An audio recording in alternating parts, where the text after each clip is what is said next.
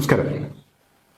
ആദ്യമായിട്ടാണ് അസം മുഖ്യമന്ത്രി ഹിമന്ത ബിശ്വ ശർമ്മയുടെ ഭാഗത്ത് നിന്ന് മുസ്ലിങ്ങളെ അനുകൂലിച്ചുകൊണ്ട് അഭിനന്ദിച്ചുകൊണ്ട് ഒരു വാക്ക് എന്റെ ശ്രദ്ധയിൽപ്പെടുന്നത്. കഴിഞ്ഞ കുറച്ചു കാലങ്ങളായി അദ്ദേഹം എന്നും മുസ്ലിങ്ങൾക്കെതിരായിരുന്നു. എന്നാൽ ഇന്ന് അദ്ദേഹം മുസ്ലിങ്ങളെ അനുകൂലിച്ചുകൊണ്ട് അഭിനന്ദിച്ചുകൊണ്ട് രംഗത്തെത്തി. വളരെയധികം ശ്രദ്ധേയമായ ഒരു കാര്യമാണത്. അതായത് അസമിലെ മുസ്ലിങ്ങൾ ബലിപെരുന്നാളുമായി ബന്ധപ്പെട്ട് പശുക്കളെ അറുക്കരുത് എന്നൊരു നിലപാട് സ്വീകരിച്ചു. ചില ഗ്രൂപ്പുകളൊക്കെ പരസ്യമായി അവരത് പറഞ്ഞു. കുറച്ച് ആളുകൾ കൂടെ ഇനി പറയാൻ ബാക്കിയുണ്ട്. അവരും അത് പറയുമെന്നാണ് ഞാൻ പ്രതീക്ഷിക്കുന്നത്. എന്തായാലും ഈ നിലപാട് സ്വാഗതാർഹമാണ്, അഭിനന്ദനാർഹമാണ് എന്നുള്ളതാണ് ഹിമന്ത ബിശ്വ ശർമ്മയുടെ വാക്ക്. വേറെയും ചില കാര്യങ്ങൾ അദ്ദേഹം പറഞ്ഞു. ഇനിയുള്ള കാലം ഇങ്ങനെയാണ് തീരുമാനമെടുക്കുന്നത്, ഇതാണ് നിലപാടെങ്കിൽ വരുന്ന സമയത്ത് മുസ്ലിങ്ങളുമായി യോജിച്ച് പ്രവർത്തിക്കും, പുതിയ ഒരു ഐക്യം രൂപപ്പെടും എന്നൊക്കെ അദ്ദേഹം പറയുന്നുണ്ട്. എന്തായാലും അത് അതിന്റെ വഴിക്ക് നടക്കട്ടെ. കഴിഞ്ഞ കുറച്ച് ദിവസങ്ങളായി രാജ്യത്തെ മുസ്ലിം മതവിഭാഗത്തിൽപ്പെട്ട ആളുകൾ ഇവിടുത്തെ പശുക്കളുടെ സംരക്ഷകരായി മാറിയ ഒരു കാഴ്ച നമ്മളൊക്കെ കണ്ടതാണ്. മറ്റിതര വിഭാഗത്തിൽപ്പെട്ട ആളുകൾ ചന്തയിൽ പശുവിനെ വിൽക്കാൻ വേണ്ടി വരുന്ന സമയത്ത് പശുവിനെ വിൽക്കരുത്, ഞങ്ങളത് വാങ്ങിക്കില്ല, ഞങ്ങൾക്ക് ആട് മതി എന്നൊരു നിലപാട് അവർ സ്വീകരിച്ചു. ബംഗാളിൽ നിന്നാണ് തുടക്കം. ബംഗാളിൽ ഈ പശുവിനെ അറുക്കുന്നതുമായി ബന്ധപ്പെട്ട് നിയമമൊക്കെ കർശനമാക്കാൻ തീരുമാനിച്ചപ്പോൾ അവിടുത്തെ മതപണ്ഡിതന്മാർ തന്നെ ഇടപെട്ടു. അവർ പറഞ്ഞു, നമുക്ക് ആട് മതി, പ്രശ്നത്തിന് പോകണ്ട. ഒരു വിഭാഗം അമ്മയും ദൈവവും ഒക്കെ ആയി കാണുന്ന ഒരു മൃഗത്തെ എന്തിനാണ് കശാപ്പ് ചെയ്യുന്നത്? അത് വിട്ടേക്ക്, പകരം ആടിനെ അറുക്കുക. ആർക്കും പ്രശ്നങ്ങളില്ലല്ലോ. ആർക്കും പ്രശ്നമുണ്ടാക്കുന്ന ഒരു നീക്കവും മുസ്ലിങ്ങളുടെ ഭാഗത്തുനിന്ന് ഉണ്ടാകരുത് എന്നുള്ളതാണ് ബംഗാളിലെ പണ്ഡിതന്മാർ സ്വീകരിച്ച നിലപാട്. പിന്നീട് അത് യു.പിയിലേക്കും മറ്റ് സംസ്ഥാനങ്ങളിലേക്കും ഒക്കെ ഈ നിലപാട് പടർന്നു പിടിച്ചു. അവിടെയൊക്കെയുള്ള പണ്ഡിതന്മാർ പശുവിനെ തിരിഞ്ഞു പോലും നോക്കണ്ട എന്നുള്ള ഒരു തീരുമാനമെടുത്തു. ഇതൊക്കെ സമൂഹ മാധ്യമങ്ങളിൽ പ്രചരിച്ചുകൊണ്ടിരിക്കുന്ന ഒരു കാര്യമാണ്, എല്ലാവരുടെയും ശ്രദ്ധയിലേക്ക് എത്തിയ കാര്യമാണ്. ഇന്നാണ് അസം മുഖ്യമന്ത്രി ഹിമന്ത ബിശ്വ ശർമ്മ ഈ ഒരു നിലപാടുമായി ബന്ധപ്പെട്ട് പ്രതികരിച്ചത്.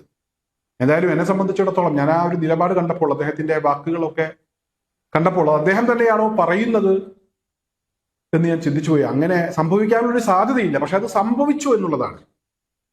എല്ലാ മാധ്യമങ്ങളിലും അദ്ദേഹത്തിന്റെ ആ പരാമർശവുമായി ബന്ധപ്പെട്ട് വാർത്തയുണ്ട്. എന്തായാലും ഇനി എനിക്ക് പറയാനുള്ളത് പ്രവാസികളായിട്ടുള്ള ആളുകളോടാണ്, അതുപോലെ തന്നെ അറബ് രാജ്യങ്ങളിലെ ഭരണാധികാരികളോടാണ്.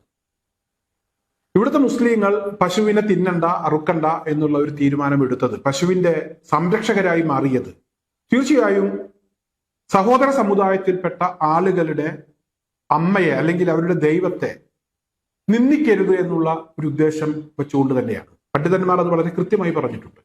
അതുകൊണ്ടാണ് ഹിമന്ത ബിശ്വ ശർമ്മയൊക്കെ അദ്ദേഹം ആ നിലപാടിനെ സ്വാഗതം ചെയ്തത്, അഭിനന്ദിച്ച് രംഗത്തെത്തിയത്. കലാപം ഇല്ലാതാക്കുക, ആൾക്കൂട്ട ആക്രമണങ്ങൾ ഇല്ലാതാക്കുക, സമാധാനത്തോടുകൂടി ജീവിക്കാനുള്ള ഒരു സാഹചര്യം ഉണ്ടാകണം. നിങ്ങളുടെ ദൈവം പശുവാണെങ്കിൽ, നിങ്ങളുടെ അമ്മയാണ് പശുവെങ്കിൽ, ഞങ്ങൾ ആ പശുവിനെ ഇനി അറുക്കില്ല, കൊല്ലില്ല, ഞങ്ങൾ തിന്നില്ല എന്നുള്ളൊരു തീരുമാനമെടുത്തു. തീർച്ചയായും ആ ഒരു തീരുമാനത്തിന്റെ ഭാഗമായി രാജ്യത്ത് അല്ലെങ്കിൽ ഈ പ്രശ്നങ്ങളൊക്കെ നിലനിൽക്കുന്ന സ്റ്റേറ്റിൽ ഒരു ഐക്യം ഉണ്ടാവുകയാണെങ്കിൽ അതുണ്ടാവട്ടെ, നല്ല കാര്യമാണ്.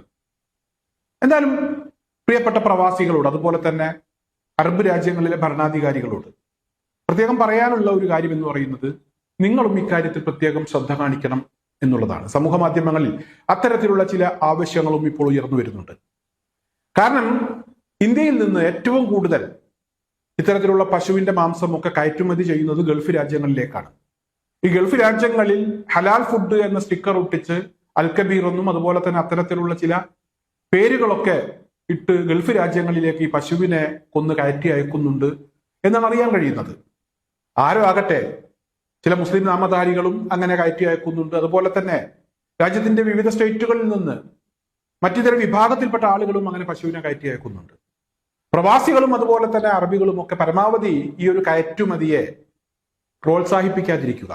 ലോക്കൽ മാർക്കറ്റിൽ കിട്ടുന്ന ഇറച്ചിയൊക്കെ വാങ്ങിച്ച് അതുകൊണ്ട് തൃപ്തരാവാൻ ശ്രമിക്കുക. ഇന്ത്യയിൽ നിന്നും കയറ്റി അയക്കുന്ന ഇത്തരത്തിലുള്ള പശുമാംസം പരമാവധി അത് ഒഴിവാക്കാൻ ശ്രമിക്കുക. മറ്റൊരു ഉദ്ദേശം വെച്ചല്ല പറയുന്നത്. ഇവിടെ ഒരു വിഭാഗത്തിൽപ്പെട്ട ആളുകളുടെ, ഭൂരിപക്ഷം വരുന്ന ആളുകളുടെ ദൈവമാണ്, മാതാവാണ് എന്ന് പറയുമ്പോൾ അത് അംഗീകരിക്കുക. പരമാവധി കയറ്റി അയക്കുന്ന കാര്യം അത് നടക്കുകയാണെങ്കിൽ പോലും ഗൾഫിലുള്ള പ്രവാസികളായിട്ടുള്ള ആളുകൾ പരമാവധി അത് വാങ്ങിക്കാതിരിക്കുക. വാങ്ങിക്കാതെ സ്വന്തം രാജ്യത്തുള്ള സഹോദര സമുദായത്തിൽപ്പെട്ട ആളുകൾക്ക് ഐക്യദാർഢ്യം പ്രഖ്യാപിക്കുക. ഇതുകൂടെ ചെയ്താൽ ഏറെക്കുറെ കാര്യങ്ങൾ പൂർത്തിയാകുമെന്നാണ് ഞാൻ മനസ്സിലാക്കുന്നത്. എന്തായാലും മറ്റൊരു കാര്യം ഈ BJP ഭരിക്കുന്ന സ്റ്റേറ്റുകളിലെ ഭരണാധികാരികളോട് എനിക്ക് പറയാനുള്ളത്, അല്ലെങ്കിൽ അസം മുഖ്യമന്ത്രിയെ പോലുള്ള ആളുകൾ ഇടപെടേണ്ട ഒരു വിഷയം കൂടെയുണ്ട്. രാജസ്ഥാനിൽ നിന്നും പുറത്തു വന്ന ഒരു ദൃശ്യം ഇത്തരത്തിലുള്ള ആളുകളുടെ ശ്രദ്ധയിലും പെട്ടു കാണും. ഈ പശുവിനെയൊക്കെ കൊണ്ടുപോയി മാലിന്യത്തിൽ തള്ളി പശു അവിടെ ചത്തുകിടക്കുന്ന ചില കാഴ്ച നമ്മളൊക്കെ കണ്ടു. ദുർഗന്ധം വമിക്കുന്ന ഒരവസ്ഥ. അത്തരത്തിലുള്ള സാഹചര്യം കൂടെ ഇല്ലാതാക്കണം. അതുപോലെ തന്നെ കേരളത്തിൽ അത്തരത്തിലുള്ള വിഷയങ്ങളൊന്നും തന്നെ ഇല്ല. എന്നാലും കേരളത്തിലും ഈ പശുവിനെ കൊല്ലുന്നത് അവസാനിപ്പിക്കണമെന്നാണ് എനിക്ക് പറയാനുള്ളത്. കാരണം ഭൂരിഭാഗം വരുന്ന ആളുകൾക്കും ഈ പശുവിന്റെ മാംസം അത്ര ഇഷ്ടമുള്ള ആളുകളല്ല. പശുവിനെ വളരെ നിസ്സാരമായ വിലക്ക് വാങ്ങിച്ച് ഈ കശാപ്പ് ശാലകളിൽ കൊണ്ടുപോയി അതിനെ അറുത്ത് അത് പോത്താണ് കാളയാണ് എന്നൊക്കെ പറഞ്ഞ് വലിയ തുകക്കാണ് ഇവിടുത്തെ ഈ കശാപ്പ് ശാലകളിൽ വിൽപ്പന നടത്തുന്നത്. സാധാരണക്കാരായിട്ടുള്ള ആളുകളെ പറ്റിക്കുകയാണ്. ഈ പശു എന്ന് പറഞ്ഞാൽ ആളുകൾ വിൽക്കുന്നത് ഒരു പ്രായം കഴിയുമ്പോഴാണ്. ഒരു പ്രായം കഴിയുമ്പോൾ ഈ പശുവിന് വിറ്റ് ആ പശു ഇറച്ചി നമ്മുടെ ശരീരത്തിന് ദോഷമാണ് എന്നുള്ളതാണ് പല പഠനങ്ങളും തെളിയിച്ചിട്ടുള്ളത്. അതായത് കറവയില്ലാത്ത ഒരു പശു, വറ്റിയ പശു, ആ പശുവിന്റെ മാംസത്തിന് പ്രത്യേകിച്ച് പോഷക ഗുണങ്ങളൊന്നും തന്നെ ഉണ്ടാകില്ല. അങ്ങനെ ഒരു പോഷക ഗുണവുമില്ലാത്ത പശുവിനെ കൊണ്ടുപോയാണ് ഈ കശാപ്പ് ശാലകളിൽ അറുക്കുന്നത്. തുച്ഛമായ വിലക്കാണ് ഇത്തരത്തിലുള്ള പശുക്കളെ വാങ്ങിക്കുന്നത്. അതിനെ അറുത്ത് നല്ല മാംസമാണ് എന്ന് പറഞ്ഞ് തെറ്റിദ്ധരിപ്പിച്ചാണ് സാധാരണക്കാരായിട്ടുള്ള ആളുകൾക്ക് കൊടുക്കുന്നത്. ഇത്തരത്തിലുള്ള ഈ നീക്കങ്ങളിലും ചില ഇടപെടലുകൾ വേണം എന്നുള്ളതാണ് എൻ്റെ ഒരു അഭ്യർത്ഥന. ഞാൻ പശുവാണ് എന്നറിഞ്ഞാൽ ആ മാംസം ഞാൻ കഴിക്കാറില്ല, അത് ഇഷ്ടമല്ല. അതുകൊണ്ട് തന്നെ അത്തരത്തിലുള്ള ആളുകൾ തന്നെയാണ് കൂടുതലും. ഇവിടെയും ഒരു ഇടപെടൽ ഉണ്ടാകണം. ഏതൊരു മുസ്ലിം സംഘടനയുടെ ഒരു നേതാവ് പറഞ്ഞു പശുവിനെ ദേശീയ മൃഗമായി പ്രഖ്യാപിക്കണമെന്ന്. അങ്ങനെ പ്രഖ്യാപിച്ചാലും കുഴപ്പമില്ല. പിന്നെ ആരും ആ പശുവിനെ അറുക്കാനോ അല്ലെങ്കിൽ ഇതുപോലെ വിൽപ്പന നടത്താനോ തയ്യാറാകില്ലല്ലോ.